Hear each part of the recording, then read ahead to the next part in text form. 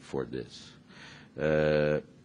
Concentrating on, observing how the United States is doing that, I believe the United States is ahead of Brazil in more sophisticated types of biofuels, in second generation, in cellulosic. There has been enormous investments at universities. There has been enormous investments by companies. As you know, in the United States, there has never been a problem of universities and companies working together. This is almost part of the United States DNA. It is in the Constitution of the United States, the issue of intellectual property protection. It comes from, and this helps a lot. Universities make lots of money in the United States by because they develop knowledge that help to become products. They can patent those products. Those products can be patented by universities, and the creators, the professors, can profit from that. This has not been like that forever. It started in 1980 with two senators, one Democrat, one Republican, that did that. But it's important for us, because one of the issues in Brazil here is for us to gain the future, really for good, is innovation. And I think that we are talking about biofuels at this point. We are talking about innovation. We are a country in Brazil that has the capacity to do this well, because we have probably the best plant to produce this. But we are going to have to make decisions going forward about how to use it, how to use this capacity that we have, this enormous capital that we have, because maybe, as has been, some people has pointed out throughout this summit, maybe the best application for sugar, maybe it is good as a fuel right now.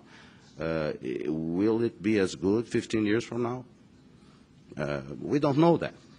Let the inventors invent. I know that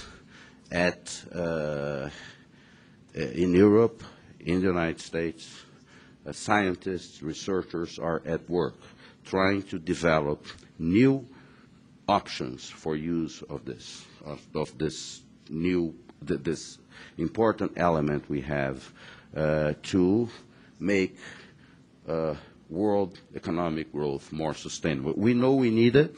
We know we need it because we can see in the evidence is in climate change. We have to build a lower carbon economy. We do not have an alternative. We are not migrating to another planet. It's in this planet we are going to resolve this problem. And so I am somewhat hopeful that those two trends that I mentioned, new players in this sector, consolidating the sector, in the case of Brazil, I think the presence of those companies bring also new quality in management. I think it improves also, it helps in that sense. And at the same time, the invention part, the advancements in science and technology, really putting pressure on this sector to think about new and better regulations, probably along the lines that Nelson was talking about. Yes, the governments are going to have to think more creatively about how to do this, how to free the energies that will make it possible to produce better fuels and better other things from this material, be it new chemicals, be it new cosmetics, be it jet fuels, be it plastics, etc., etc. It looks, I find this as a fascinating subject. We deal with that a lot at the Wilson Center. We have been a forum for discussion because of our collaboration with UNICA for 5 years. We are constantly talking about this, and I see this as a very hopeful industry. I'm basically optimistic about that, but it's very hard to see right now, as far as public policy, what those are going to look like 5, 10 years from now, when we do have new products from the sector available. Thank you.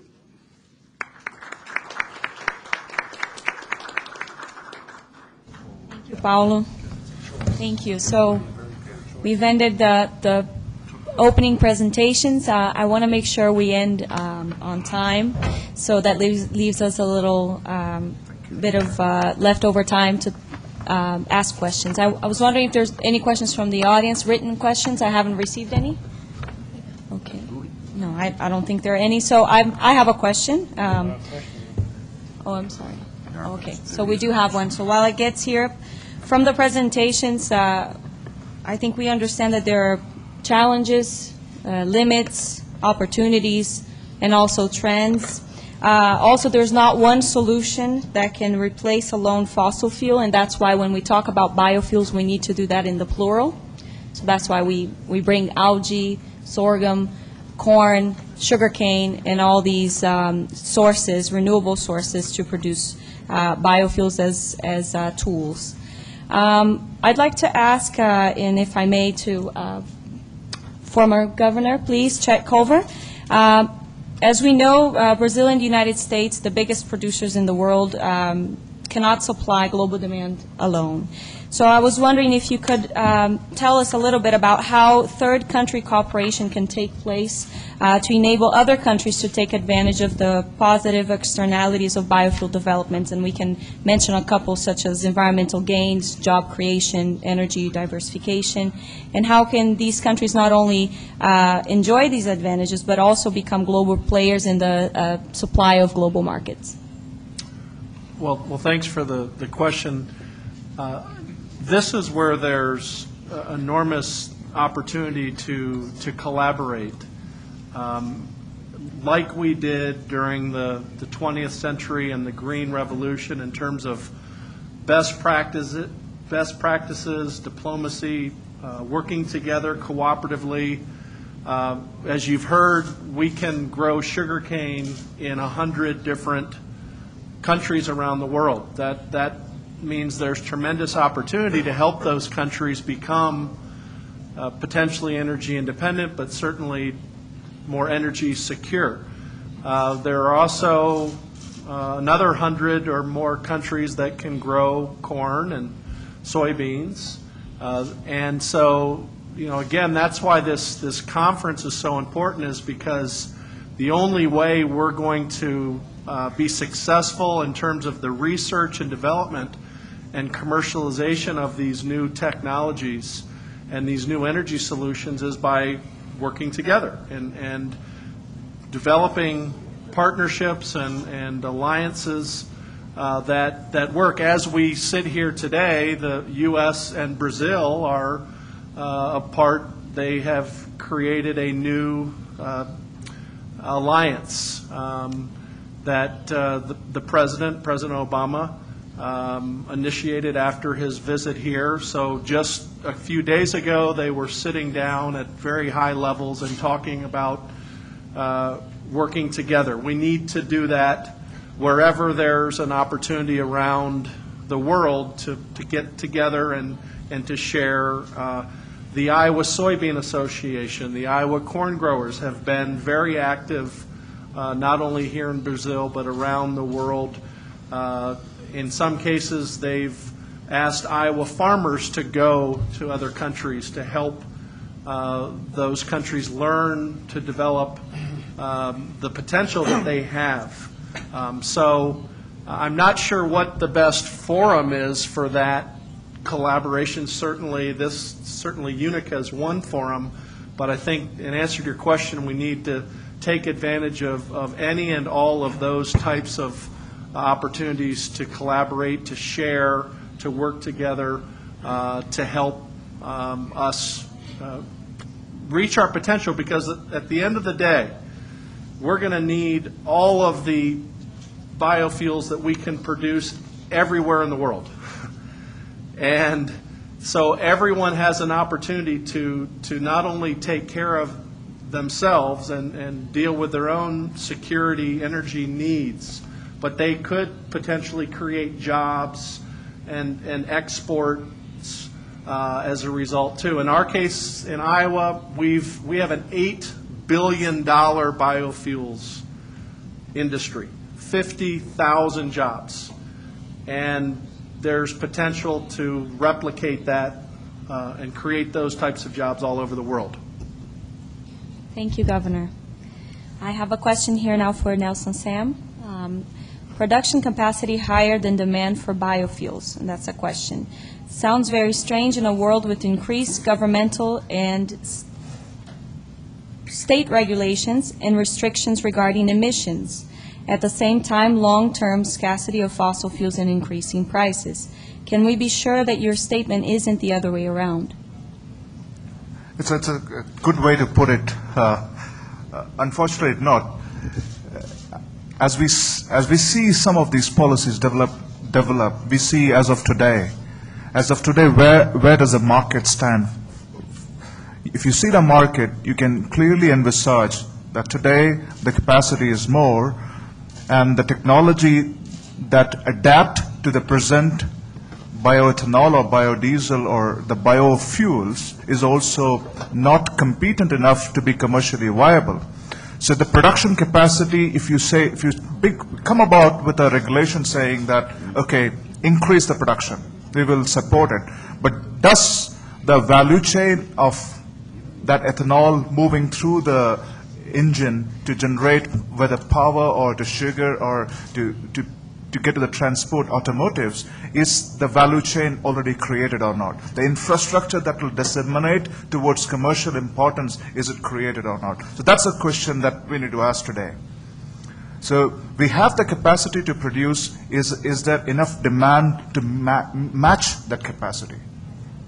So if you turn around the question and say that we have the capacity, we have all the technology in the world to make it happen, but why is it not happening today? So then we turn back and say that, okay, we have not so far found a technology that will meet the market demand, the market mechanism, and also commercially viable, because we don't have a regulatory or public policy that steers the movement so that private sector can gear up and say that, okay, we're going to take forward, and the investment is there from the private sector.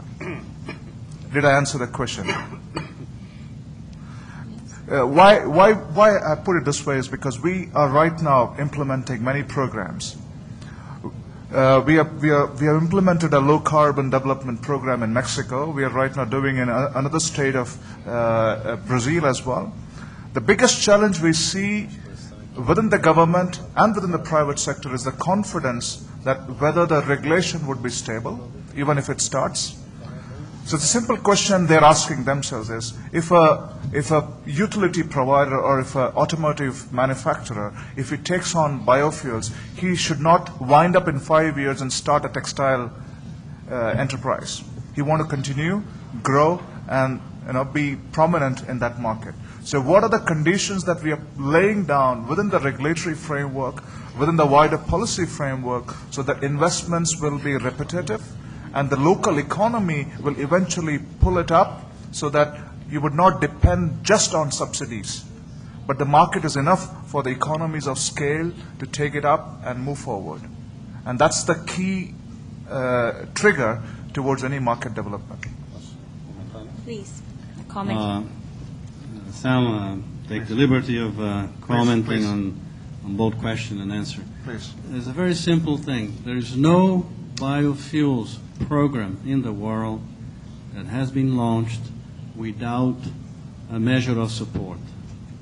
That measure of support has taken form of mandates, subsidies, all kinds of things.